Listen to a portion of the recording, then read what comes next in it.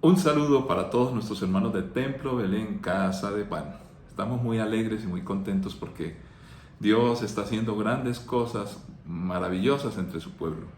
Pero lo mejor es que podemos tocar a muchas personas que todavía no conocen del Señor Jesús. Así que vamos a iniciar hoy orando por la iglesia para que nos animemos a predicar la palabra, a llevar el evangelio a todos aquellos que no conocen.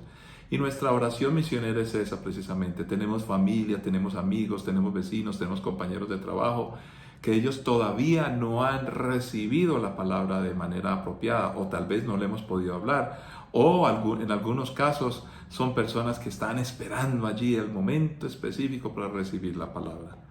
Y esto no solamente lo hacemos con la gente nuestra cercana, sino que lo hacemos con personas desde de otras culturas, de otros pueblos donde necesitan conocer del Señor. Entonces vamos a orar la obra, el musical de David, para que Dios se glorifique y mucha gente pueda conocer de Dios en ese precioso montaje que estamos haciendo.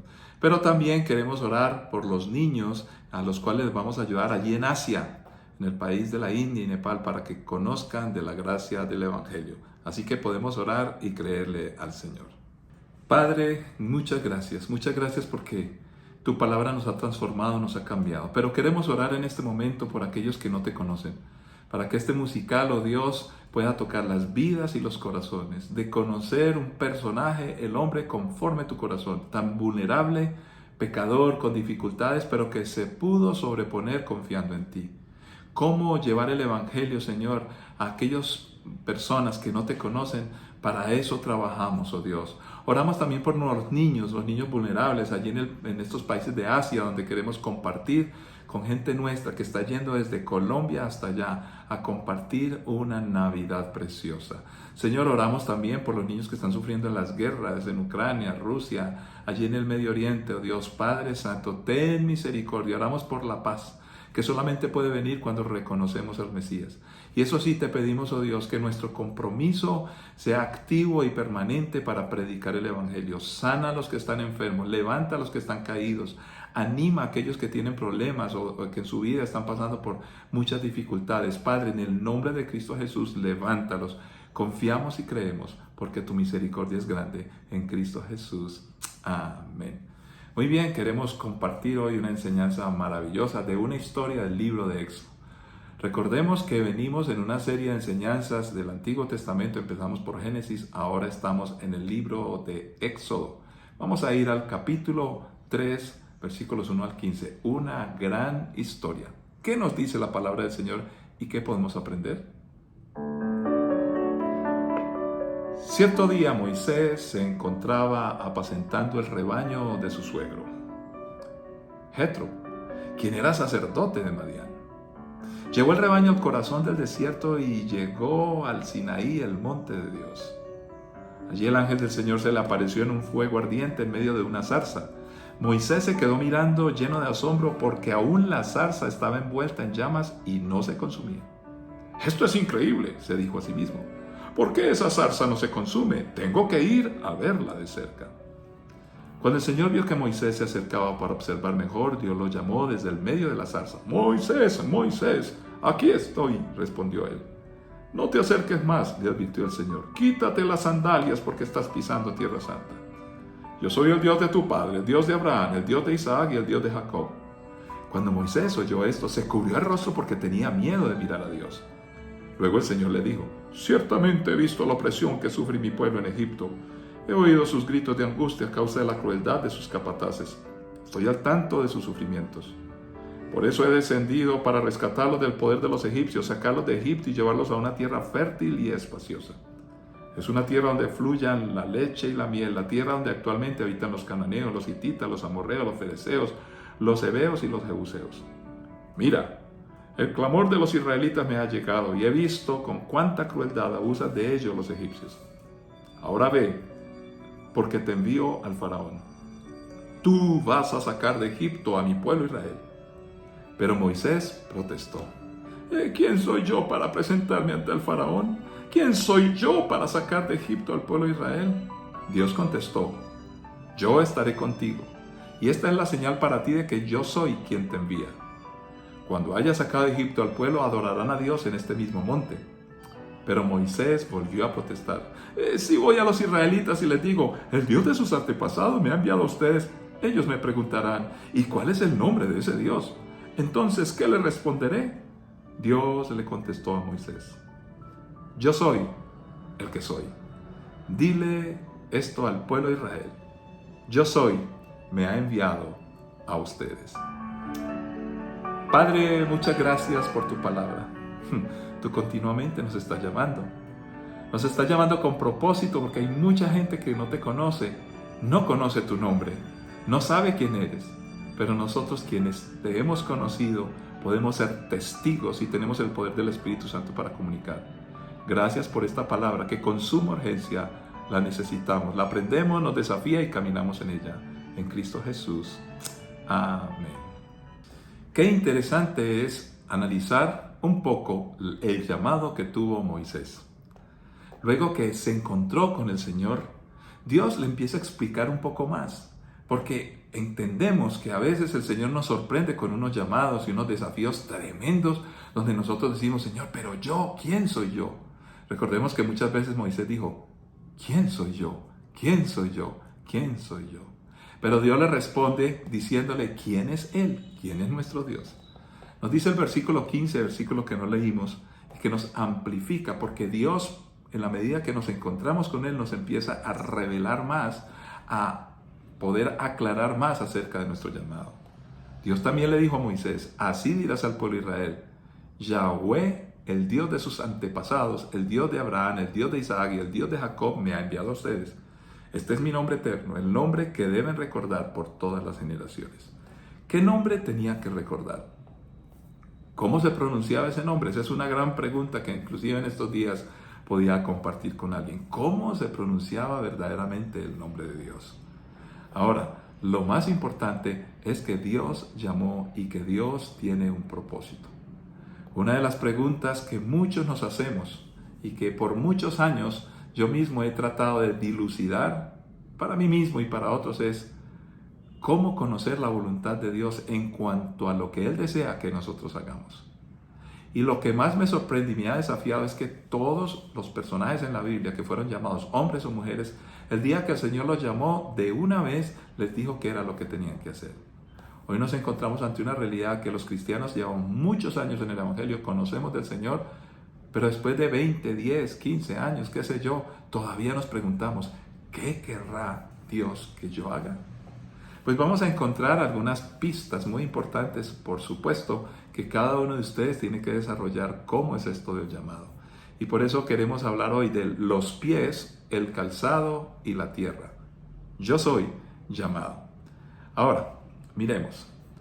Nos inicia diciendo la palabra que Moisés estaba apacentando el rebaño de su suegro. Y llegó con su rebaño, lo llevó al corazón del desierto y se fue a Sinaí, el monte de Dios. Bueno, en primer lugar, Dios no llama a personas desocupadas, definitivamente. Algunos dicen, estoy muy ocupado. Dios no llama a personas desocupadas. Entonces, encontramos el trabajo de Moisés y el monte de Dios. Encontramos mi trabajo y el monte de Dios. ¿Cómo podemos conciliar o juntar estas dos cosas? Todos tenemos una capacidad y una destreza. Tú estás haciendo algo en este momento. Algunos creen que porque no están haciendo nada tienen un llamado. No, así no estés haciendo nada, que tal vez es lo que tú pensarías debías hacer y no lo estás haciendo.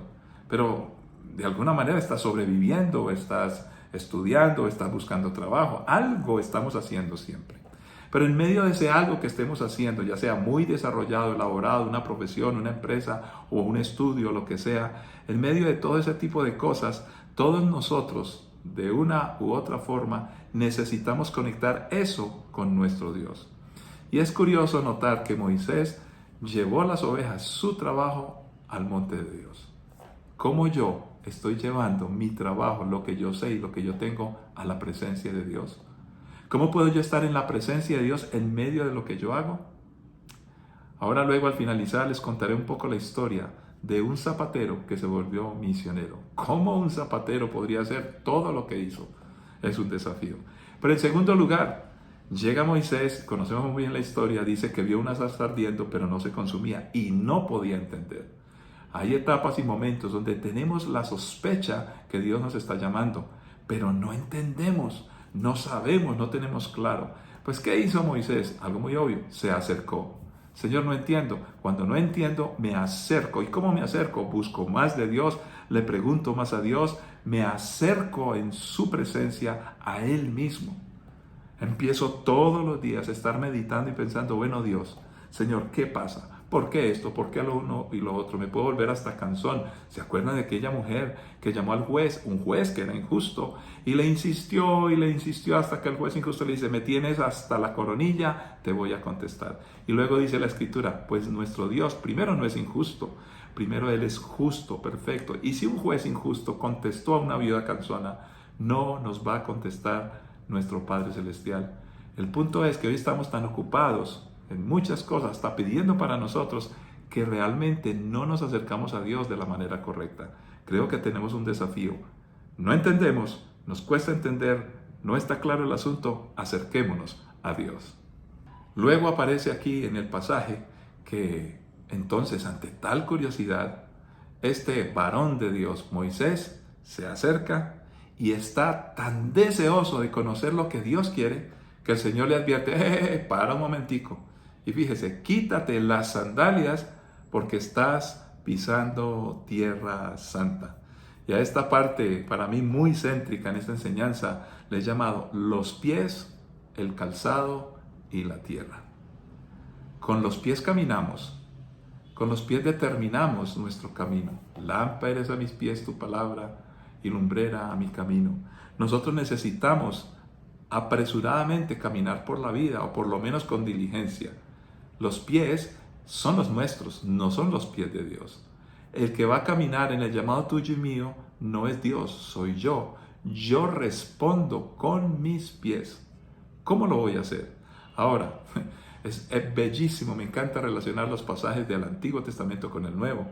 Pues resulta que el libro de Romanos, Romanos, un libro maravilloso, allí nos está ayudando el Señor a entender lo que es el Evangelio. ¿Se acuerdan de ese pasaje bellísimo que dice, cuán hermosos son los pies de los que anuncian las buenas nuevas?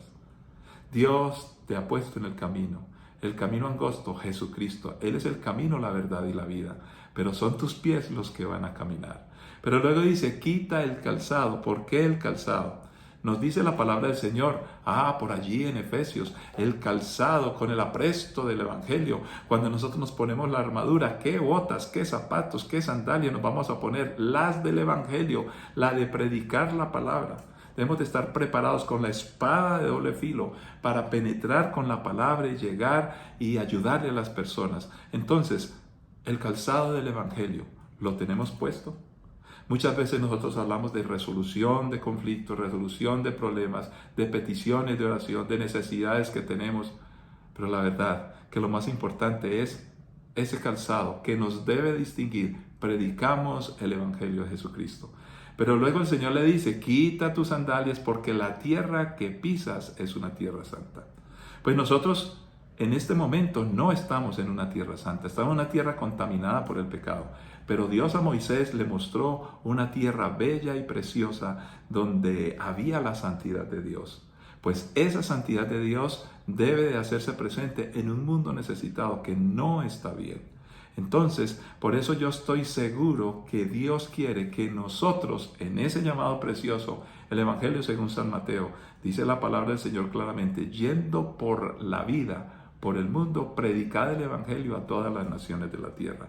Entonces, cuando entendemos que esa es la idea, es que nosotros, con nuestros pies, con el calzado del Evangelio, vamos a toda la tierra para que la santidad de Dios sea proclamada en cada lugar. Recordemos que la tierra gime con dolores de parto y necesita de esa santidad de Dios que le ayude a caminar de mejor manera. Pero que además encontramos en este precioso pasaje, que nuestro Dios oye, escucha, ve lo que está pasando y comunica. Dios le dice a Moisés, mira, he visto, he escuchado el clamor y la opresión que tiene mi pueblo en Egipto. Y por eso yo quiero bendecirles y yo quiero ayudarles. Entonces luego que Dios oye y ve, comunica. ¿Comunica a quién? A todos nosotros los que podemos predicar el Evangelio. No podemos olvidar el famoso Evangelio de Lucas en el capítulo 4 que nos dice cuando el Señor Jesús se paró en medio de todos en la sinagoga y Él empieza a hablar que ha venido a libertad a los cautivos. Cuando Él aparece allí para traer libertad a la gente, vista a los ciegos, a los que están en opresión, a sacarlos de la opresión. Pues fíjese que eso que aparece en Lucas, en palabras del Señor Jesús, leyendo el mismo texto, el Antiguo Testamento, son palabras que se le habían anticipado precisamente a Moisés. Dios escucha la opresión.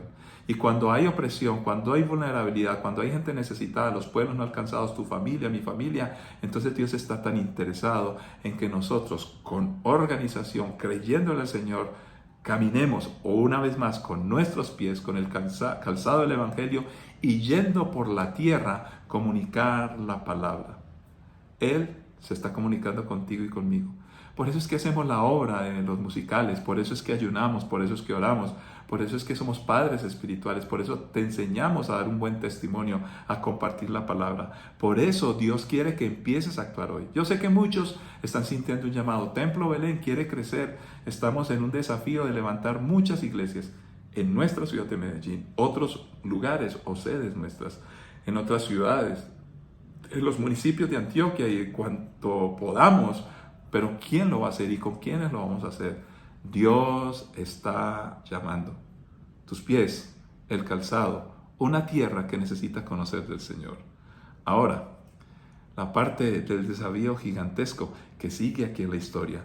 Empieza Moisés gagueando con temor y dice: ¿quién soy yo para sacar de Egipto al pueblo de Israel? ¿Quién soy yo para presentarme delante de ese Señor tan importante? ¿Cuántos de nosotros nos sentimos que no somos nada? ¿Quién soy yo? Y sin embargo, Dios simplemente nos está pidiendo un compromiso. Más bien deberíamos de preguntar: yo sé quién soy hijo de Dios con un llamado. ¿Y cómo voy en este llamado del Señor? Esa sí es la pregunta clave. Lo más importante es eso. Y me encanta terminar esta historia con el final que aparece allí. Porque le dijo: mira, tú les vas a decir quién soy yo. Nadie puede decir quién es alguien si no le conoce primero. Y por eso Moisés estaba conociendo al Rey de Reyes, al Creador de cielo y tierra. Tú y yo conocemos a nuestro Dios. Él ha hecho cosas maravillosas, nos ha tocado la vida y el corazón. Por eso estamos dispuestos a comunicar la palabra del Señor de la mejor manera posible. Anunciamos el nombre de Dios, Jesucristo, Salvador de todos, Emmanuel, Dios con nosotros. Y permítame, yo quiero terminar leyendo la historia de un zapatero que tuvo esas dificultades, ese miedo, y era una persona muy pequeña. Permítame, yo quiero leerles a todos ustedes esta historia y medita en esta historia bella. Un zapatero con conciencia misionera. Guillermo Carey nace en el periodo conocido como la Revolución Industrial. Este periodo suplantó a la revolución agrícola y catapultó a Inglaterra hasta convertir en el estado más fuerte comerciante hablando de Europa. Sin embargo, era también un tiempo muy difícil para la clase baja, que sufría los embates del desempleo, la violencia, la inseguridad, entre tantas otras dificultades. Se dice que para este tiempo los niños de la clase baja comenzaban a trabajar cuando tenían aproximadamente 8 años de edad. Carey nace en el año 1761 cerca de Northampton, Inglaterra, en el núcleo de una familia pobre que se vio grandemente afectada por la revolución industrial, ya que su padre era tejedor doméstico quien tenía que competir con las grandes industrias textiles.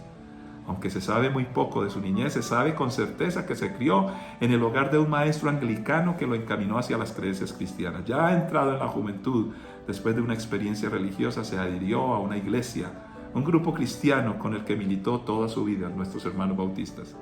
A la edad de 14 años, impulsado por la necesidad económica y por su poca preparación, se vio en la necesidad de aprender alguna profesión que le ayudara a subsistir en la vida. Fue así que ingresa de aprendiz de zapatero, profesión que realizaría por muchos años. Se sabe que desde muy temprano fue un joven disciplinado. Se asegura que desde su hogar había adquirido el hábito de la lectura que nunca abandonó. Y leyendo acerca de los viajes del capitán Cook y otros, se despertó en él un profundo interés en tierras lejanas, culturas diversas. Ello lo llevó a preparar un mapa del mundo que incluía notas sobre la cultura y religión de cada lugar y a estudiar además del latín, el griego, el hebreo, el holandés y el italiano. Sin duda, Carey, este hombre, era esforzado, autodidacta. También se sabe que era joven, que dedicaba mucho tiempo libre al estudio de las Sagradas Escrituras. Esta devoción a Dios y el saber de la condición espiritual de aquellos pueblos lejanos vinieron poco a poco cargando el corazón de aquel hasta entonces zapatero remendón. Se sabe que Guillermo miraba a aquellos pueblos como el campo perfecto para la predicación del Evangelio. Este deseo de su corazón lo llevaría a dar pasos hacia el campo misionero. Para el año 1781, este zapatero, pastor ahora, contrae matrimonio y 5 años más tarde, en 1786, fue ordenado al ministerio, dejando temporalmente sus herramientas de zapatería para dedicarse a sus labores pastorales, las cuales desempeñó en una pequeña iglesia. Sin embargo, la misma situación económica lo llevó comúnmente a los labores del zapatero remendor, ya que además de su familia le tocaba la manutención de la vida de su maestro y sus 4 hijos. A pesar de todo esto, el espíritu valiente de aquel joven no se amedrentaba, sino que cada día leía más sobre aquellos lejanos pueblos que para él eran preciosos ante los ojos de su Señor. Fue así que en su primer año de ministerio sugirió a la Fraternidad de Ministerios el enviar personas a Asia para que predicaran el Evangelio de Jesucristo, pero para su sorpresa todo lo dicho fue tomado como una de las mayores locuras. Su sugerencia fue recibida con una fuerte reprensión de parte de un señor Ryland, el presidente. «Joven, siéntese», replicó, «eres un iluso. Cuando Dios quiera convertir a los paganos lo hará sin consultarte ni a ti ni a mí». Carey quedó devastado. Sus colegas y compañeros veían sus ideas como ilusiones desbocadas y se le consideraba un renegado. A donde quiera que iba encontraba oposición. Pero cuando estaba casi a punto de abandonar esta visión, conoció a Tomás Potts, quien había viajado a los Estados Unidos y había visto la suerte de nativos, tanto de la India como de África, en el tráfico de esclavos. Animó a Carey a poner en acción su visión por amor a los habitantes de la India. Este incidente de rechazo primeramente trató de desanimarle, pero la visión que tenía era lo más importante. Lo hizo fortalecerse en aquel sentido de compromiso que sentía hacia Cristo. La gran comisión, decía él, no era solo para los apóstoles, sino para todas las iglesias de todos los tiempos. Todo esto venía preparando el panorama para el día en que su deseo podría convertirse en realidad. Llegó el año 1792 y se dio el día esperado para Carey. A pesar de la oposición anterior, aquellos que no querían, había sido invitado a predicar en la asociación de ministros de su iglesia y él no desperdiciaría aquella valiosa oportunidad. Ese día predicó su famoso sermón: «Esperad cosas grandes de Dios, emprended cosas grandes para Dios». Sermón que, según algunos historiadores, fue uno de los más sencillos, pero más poderoso por su contenido y por la convicción de su expositor. Aquel día Carey magistralmente había presentado la necesidad que tenía la iglesia de ensanchar su campamento. El mundo perdido era el campo a alcanzar. Sin embargo, según el historiador Percy H. Holmes, su biógrafo, nada sucedió aparentemente ese día. Percy narra que cuando Carey vio que la gente se retiraba apresuradamente, se bajó del púlpito y dirigiéndose a su amigo Andrés Fuller, que estaba cerca de él, le dijo: «¿Qué? ¿No vamos a hacer nada?». Sí, exactamente, eso fue lo que sucedió supuestamente aquel día. Nada. Pero a pesar de lo visible, el corazón de los ministros había sido tocado profundamente. Dios había hablado de la necesidad que era evidente y había que hacer algo. A pesar de esta negativa temporal, Carey no desmayó. Él creía con todo el corazón que Dios lo estaba moviendo a hacer algo. Su corazón entregado al Señor le permitiría soportar la tempestad.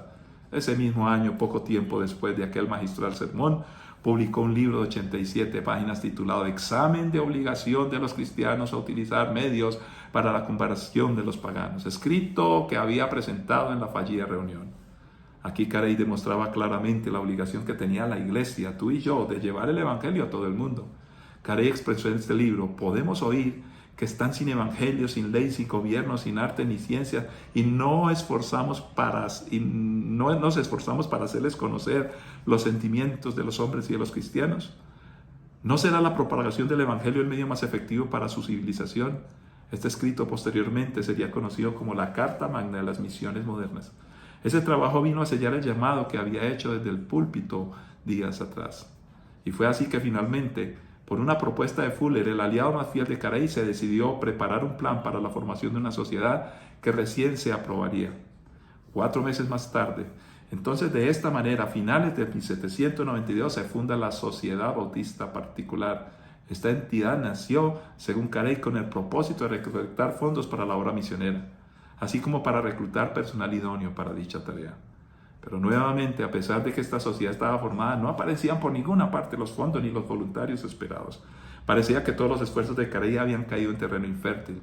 A pesar de aquel guerrero del Señor, oraba y buscaba, pareciera que era la cosa muy difícil, pero su convicción era más fuerte en medio de las 1000 dificultades. Pues muy bien, llega el día y Carey sale y empieza a conquistar allí a gran cantidad de personas. No se conocía la cantidad de paganos ni de África, ni de India, ni de China, pero Carey decide emprender su camino y creó con esta asociación misionera, empezó a desarrollar allá en la India como una mina de oro, donde invitaba a la gente: descubrí la mina, pero necesito las personas. Muchos no querían aceptarlo, no fue fácil. Él perdió parte de su familia en este lugar. No fue fácil la faena que tuvo que cumplir. Sin embargo, Dios lo bendijo, le ayudó y lo acompañó. Un zapatero, logró hacer lo que nadie pensaba. ¿Estás tú dispuesto a hacer lo mismo? Padre, estamos en tu presencia. Tenemos un llamado y estamos dispuestos a que, como lo hizo aquel hombre, Carey, Señor, nosotros también podamos hacer la obra. Glorifícate, Señor. Te lo pido, Dios, en cada una de las personas que yo sé que tienen un llamado, pero tienen temor, tienen miedo de compartir a las personas que están a su alrededor, Padre. Pero en el nombre de Cristo Jesús, yo te pido que les bendigas, que les ayudes y que de una u otra manera puedan cumplir la labor y la tarea que tú nos has entregado. En el nombre de Cristo, yo lo creo y lo pido, bendito Dios. Amén. Saben que Carey pudo completar en 30 idiomas de la India la palabra del Señor, escrituras de la palabra para que ellos conocieran del Evangelio. Se casó varias veces porque algunas de sus esposas murieron, se volvió a casar, pero siguió adelante y continuó con el trabajo. Y se habla del famoso final, donde partió en el año 1834, y alguien que lo visitó en su lecho de muerte le decía: Doctor Carey, Doctor Carey. Pero fíjese las palabras que dijo él: usted está hablando de Doctor Carey. Doctor Carey, Doctor Carey. Después de mi muerte no hable nada más del Doctor Carey. Hable solamente del Salvador del Doctor Carey. El Salvador tuyo y mío necesita ser contado, narrado, explicado y llevado a aquellos que no conocen. Que la paz y la gracia de nuestro Señor Jesucristo les acompañe, y recuerden, consiga el boleto para estar con sus amigos, invite a muchos a nuestro musical de David. Bendiciones para todos, nos encontraremos de nuevo en otra oportunidad.